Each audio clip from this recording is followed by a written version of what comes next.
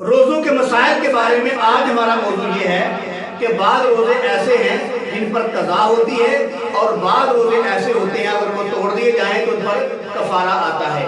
آج کا ہمارا پہلا مسئلہ یہ ہے کہ اگر کوئی آدمی بھول کر کھا لیتا ہے تو اس پر نہ قضا ہے نہ اس پر کفارہ ہے۔ اور آج کا ہمارا دوسرا مسئلہ یہ ہے اگر کسی آدمی نے بھول کر کھا لیا پھر اس کو یاد آ گیا، یاد آنے کے بعد اس نے پھر جان بوجھ کر کھا لیا،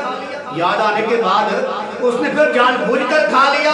اس پر قضا بھی ہے کفارہ بھی ہے۔ اور میں نے پہلے بتا دیا ہے کہ جو قضا ہوتی ہے یہ روزے کے بدلے روزہ ہوتا ہے اور یہ جو کفارہ ہوتا ہے یہ 2 مہینے کا لگاتار روزے رکھنے پڑتے ہیں۔ آگے مسئلہ یہ ہے آدمی نے روزہ رکھا ہوا ہے، وہ بیمار ہو گیا،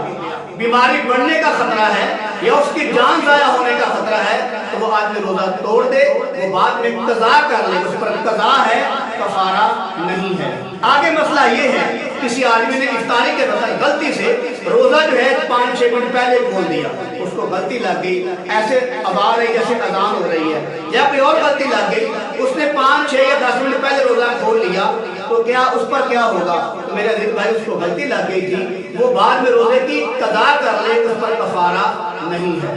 آگے مسئلہ یہ ہے مرد ہے یا عورت ہے، اس نے روزہ رکھا ہوا ہے اور روزے کے عالم میں اس کو غشی آ گئی یا آنکھوں میں اندھیرا ہو گیا، وہ بے ہوش ہو گیا، تو اس کے لیے کہ وہ روزہ توڑ دے، روزہ توڑنے کے بعد اس کی قضا کر لے، اس پر قضا آئے گی، کفارہ نہیں آئے گا۔ آگے مسئلہ یہ ہے کہ مسافر ہے، اس نے روزہ رکھا ہوا ہے، تو میں نے پہلے کیا تھا کہ مسافر کو روزہ معاف ہے، ہاں اگر وہ رکھ لیتا ہے تو اس کے لیے جائز ہے، ثواب اس کو ملے گا۔ اگر مسافر نے روزہ رکھا ہوا ہے